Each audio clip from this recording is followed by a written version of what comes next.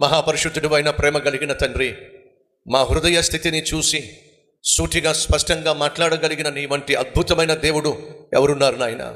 ఈ నీ వాక్యాన్ని ప్రభువా నిర్లక్ష్యం చేయకుండా ధ్యానించే మనస్సు మాకు దయచేయి నాయన. ఒంటరిగా విజయం సాధించలేం. మా పోరాటాల్లో, మా సవాలులలో నాయన మేము ముందుకు సాగాలి అని అంటే నువ్వు మాతో రావాలి నాయన. రా నాయన.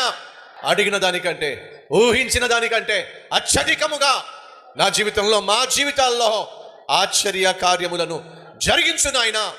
జరిగించుము నాయన, జరిగించుము నాయన.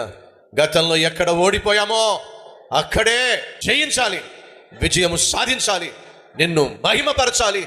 అట్టి మహాకృప దయచేయమని యేసయ్య పేరట వేడుకుంటున్నాము తండ్రి. ఆమేన్.